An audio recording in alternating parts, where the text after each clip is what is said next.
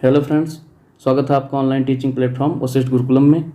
पिछले इतिहास की क्लास में आप लोगों ने राजपूत काल के बारे में पढ़ा था, जिसका लिंक वीडियो के नीचे डिस्क्रिप्शन में डाल दिया गया है। आज की क्लास में हम मध्यकालीन इतिहास के अंतर्गत दिल्ली सल्तनत के बारे में जानेंगे। दिल्ली सल्तनत कई राजवंशों में बटा है, जिसमें हम गुलाम वंश को पढ़ाएंगे। तो चलिए शुरू करते हैं। दिल्ली सल्तनत, इसकी काल अवधि कब से कब तक है? 1206 से 1526 तक। अब दिल्ली सल्तनत के विभिन्न राजवंशों को देख लेते हैं। गुलाम वंश 1206 से 1290 तक। खिलजी वंश 1290 से 1320 तक था। उसके बाद तुगलक वंश, ये 1320 से 1414 तक था। उसके बाद फिर आता है सैयद वंश, जो है 1414 से 1451 तक। सबसे लास्ट में आता है लोदी वंश, 1451 से 1526 तक। अब आगे गुलाम वंश के बारे में देखते हैं। गुलाम वंश 1206 से 1290 तक था। 1206 से 1290 ईस्वी के मध्य दिल्ली सल्तनत के सुल्तान गुलाम वंश के सुल्तानों के नाम से विख्यात हैं, यद्यपि वे एक वंश के नहीं थे। कुछ विद्वान इसे मामलूक वंश का नाम देते हैं। कौन सा नाम देते हैं? मामलूक वंश, जिसका अर्थ होता है स्वतंत्र माता पिता की गुलाम संतान।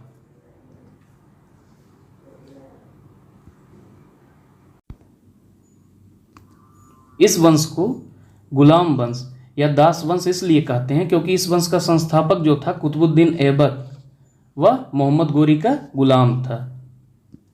अब कुतुबुद्दीन ऐबक के बारे में जान लेते हैं। गुलाम वंश की स्थापना 1206 में कुतुबुद्दीन ऐबक ने किया था। कुतुबुद्दीन ऐबक ने सिंहासन पर बैठने पर सुल्तान की उपाधि ग्रहण नहीं की, बल्कि केवल मलिक व सिपह सलार की उपाधि से संतुष्ट रहा। किस उपाधि से संतुष्ट रहा? मलिक व सिपह सालार की उपाधि से। ऐबक की उदारता के कारण उसे लाख बख्श कहा गया। कुतुब मीनार की नींव कुतुबुद्दीन ऐबक ने डाली। यह प्रसिद्ध सूफी संत ख्वाजा कुतुबुद्दीन बख्तियार काकी के नाम पर शुरू किया गया था। किसके नाम पर? कुतुबुद्दीन बख्तियार काकी के नाम पर। प्राचीन नालंदा विश्वविद्यालय को ध्वस्त करने वाला ऐबक का सहायक सेनानायक बख्तियार खिलजी था। दिल्ली का कुव्वत उल इस्लाम मस्जिद एवं अजमेर का 2.5 दिन का झोपड़ा नामक मस्जिद का निर्माण ऐबक ने करवाया था, कुतुबुद्दीन ऐबक ने। 1210 ईस्वी में लाहौर में चौगान, यानी जो आज का पोलो गेम है, उसको खेलते समय अचानक घोड़े से गिर जाने के कारण इसकी मृत्यु हो गई थी, कुतुबुद्दीन ऐबक की। ऐबक का उत्तराधिकारी आराम शाह हुआ, जिसने सिर्फ 8 महीने तक शासन किया। अब इल्तुतमिश के बारे में जान लेते हैं। इसका समय अवधि है 1211 से 1236 तक। आराम शाह की हत्या करके इल्तुतमिश 1211 में दिल्ली की गद्दी पर बैठा। इल्तुतमिश कुतुबुद्दीन ऐबक का गुलाम एवं उसका दामाद था। इल्तुतमिश लाहौर से राजधानी को स्थानांतरित करके कहां लाया था? दिल्ली। इल्तुतमिश पहला शासक था जिसने बगदाद के खलीफा से सुल्तान पद की स्वीकृति प्राप्त की, इसलिए इसे दिल्ली का वास्तविक संस्थापक माना जाता है। बगदाद के खलीफा से सुल्तान पद की स्वीकृति ली थी। खलीफा कौन होते हैं? मुस्लिम के धर्मगुरु जो होते हैं वही खलीफा होते हैं। इल्तुतमिश ने तुर्क चहलगानी चालीसा दल, जिसे कहते थे, नामक संगठन की स्थापना की, जिसमें उसके विश्वसनीय लोग रहते थे। इल्तुतमिश ने सल्तनत काल के 3 महत्वपूर्ण अंग, इक्ता, सेना और मुद्रा प्रणाली का गठन किया। इक्ता का अर्थ होता है धन के स्थान पे उसने वेतन के रूप में भूमि को प्रदान किया था। इसी व्यवस्था को इक्ता कहते थे। सबसे पहले शुद्ध अरबी सिक्के, चांदी का टंका और तांबे का जीतल इल्तुतमिश ने चलाया था। चंगेज खां से बचने के लिए ख्वारिज्म के सम्राट जलालुद्दीन को इल्तुतमिश ने अपने यहां शरण नहीं दी। इल्तुतमिश ने रजिया को अपना उत्तराधिकारी नियुक्त किया। इल्तुतमिश ने कुतुब मीनार का निर्माण कार्य पूरा करवाया। इसको शुरू किसने किया था? कुतुबुद्दीन ऐबक ने। अब आइए रजिया सुल्तान को देख लेते हैं। रजिया सुल्तान, इनका समय अवधि है 1236 से 1240। रजिया बेगम प्रथम मुस्लिम महिला थी जिसने शासन की बागडोर संभाली। रजिया ने पर्दा प्रथा त्याग कर तथा पुरुषों की तरह चोगा, जिसे काबा कहते थे, एवं कुलाह, जिसे टोपी कहते हैं, पहनकर राज दरबार में खुले मुंह से जाने लगी। रजिया ने मलिक जमालुद्दीन याकूत को अमीर अखूर, घोड़े का सरदार, नियुक्त किया। किसे किया था? जमालुद्दीन याकूत को घोड़े का सरदार नियुक्त किया था। गैर तुर्कों को सामंत बनाने के रजिया के प्रयासों से तुर्की अमीर विरुद्ध हो गए और उसे बंदी बनाकर दिल्ली की गद्दी पर बहराम शाह को बैठा दिया।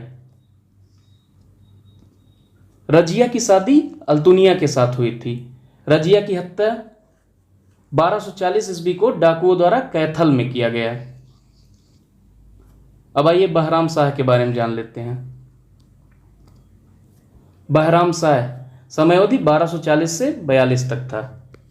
इसके समय में नायब मामलिकात का पद पहली बार आया। इस पद पर इख्तियारुद्दीन एक्तगीन सर्वप्रथम बैठा। 1241 ईस्वी में पहली बार दिल्ली सल्तनत को मंगोलों का आक्रमण झेलना पड़ा था। किसका आक्रमण? मंगोलों का आक्रमण। बहराम शाह को बंदी बनाकर उसकी हत्या 1242 में कर दी गई। बहराम शाह के बाद दिल्ली का सुल्तान अलाउद्दीन मसूद शाह बना।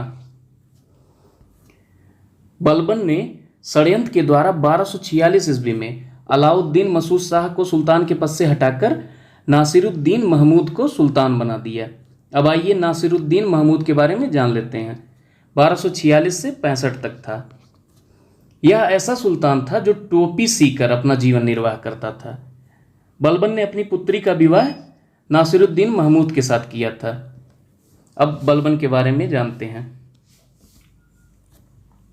बलबन इल्तुतमिश का दास था जिसे ग्वालियर विजय के बाद खरीदा गया था। तुर्क के चहलगानी की समाप्ति बलबन ने किया। किसने किया था? बलबन ने। बलबन 1266 ईस्वी में गियासुद्दीन बलबन के नाम से दिल्ली की गद्दी पर बैठा। किस नाम से? गियासुद्दीन बलबन के नाम से। राजत्व के सिद्धांत का प्रतिपादन किया। सुल्तान नियाबत खुदाई है, अर्थात ईश्वर का प्रतिनिधि है, जिल्ले इलाही की उपाधि धारण की। दरबार में सिजदा एवं पाबोस जैसी ईरानी पद्धतियों को लागू किया।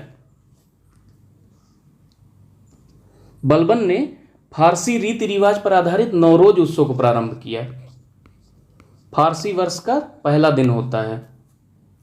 बलबन ने अपने विरोधियों के प्रति कठोर लौह एवं रक्त की नीति का पालन किया। किस नीति का? लौह एवं रक्त की नीति का।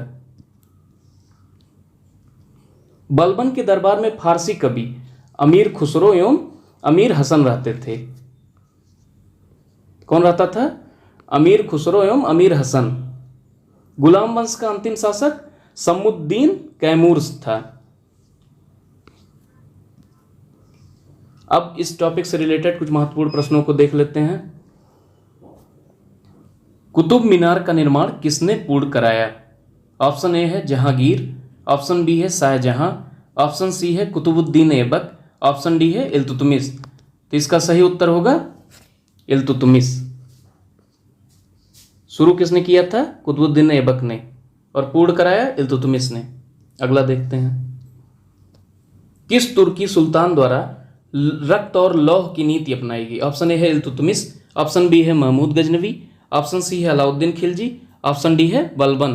तो इसका सही उत्तर होगा बलबन। कौन होगा? बलबन। रजिया सुल्तान किसकी बेटी थी? ऑप्शन ए है इल्तुतमिश, ऑप्शन बी है कुतुबुद्दीन ऐबक, ऑप्शन सी है नसीरुद्दीन, ऑप्शन डी है बलबन। तो इसका सही उत्तर होगा इल्तुतमिश। अगला देखते हैं। लाख बख्श के नाम से जाना जाने वाला भारतीय शासक कौन था? ऑप्शन ए है बाबर, ऑप्शन बी है अकबर, ऑप्शन सी है कुतुबुद्दीन ऐबक, ऑप्शन डी है इल्तुतमिश। तो इसका सही उत्तर होगा कुतुबुद्दीन ऐबक। कुतुबुद्दीन ऐबक। किसने इक्तादारी प्रथा चलाई? ऑप्शन ए है फिरोज तुगलक, ऑप्शन बी है मोहम्मद बिन तुगलक, ऑप्शन सी है गयासुद्दीन तुगलक, ऑप्शन डी है इल्तुतमिश। तो इसका सही उत्तर होगा इल्तुतमिश। अगला देखते हैं, निम्नलिखित में से दिल्ली का वह सुल्तान कौन था जिसकी मृत्यु चौगान खेलते हुए थी? ऑप्शन ए है कुतुबुद्दीन ऐबक, ऑप्शन बी है इल्तुतमिश, ऑप्शन सी है बलबन या ऑप्शन डी है बाबर। तो इसका सही उत्तर होगा कुतुबुद्दीन ऐबक। अगला देखते हैं, कुव्वत उल इस्लाम मस्जिद का निर्माण किसने कराया था? ऑप्शन ए है बाबर, ऑप्शन बी है इल्तुतमिश, ऑप्शन सी है कुतुबुद्दीन ऐबक, ऑप्शन डी है रजिया। तो इसका सही उत्तर होगा कुतुबुद्दीन ऐबक। अगला देखते हैं, दिल्ली पर राज करने वाली प्रथम महिला शासक कौन थी? ऑप्शन ए है रजिया सुल्तान, ऑप्शन बी है मुमताज, ऑप्शन सी है नूरजहां, ऑप्शन डी है इनमें से कोई नहीं। तो सही उत्तर होगा इसका रजिया सुल्तान। अगला देखते हैं, निम्नलिखित में से कौन सा शासक गुलाम वंश से संबंधित है? ऑप्शन ए है अकबर, ऑप्शन बी है हुमायूं, ऑप्शन सी है इल्तुतमिश, ऑप्शन डी है शाहजहां। तो इसका सही उत्तर होगा इल्तुतमिश। 2.5 दिन का झोपड़ा मस्जिद किसने बनवाया? ऑप्शन ए है इल्तुतमिश, ऑप्शन बी है कुतुबुद्दीन ऐबक, ऑप्शन सी है बलबन, ऑप्शन डी है फिरोज तुगलक। तो इसका सही उत्तर होगा कुतुबुद्दीन ऐबक। अगला देखते हैं, गुलाम वंश के आरंभिक शासकों का सही अनुक्रम है? इसका कौन सा क्रम था? कुतुबुद्दीन ऐबक, इल्तुतमिश, रजिया सुल्तान, आराम शाह। तो इसका सही उत्तर होगा, पहले पे होगा कुतुबुद्दीन ऐबक, दूसरे पे होगा आराम शाह, तीसरे पे होगा इल्तुतमिश, चौथे पे होगा रजिया सुल्तान। तो कौन सा विकल्प सही है? Option B.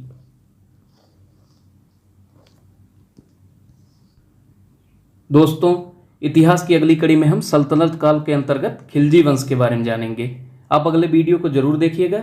इस वीडियो को लाइक करें और ज़्यादा से ज़्यादा शेयर करें ताकि और भी विद्यार्थियों को इसका लाभ मिल सके। चैनल को सब्सक्राइब कर लें ताकि अगला वीडियो आप तक तुरंत पहुंच सके। धन्यवाद।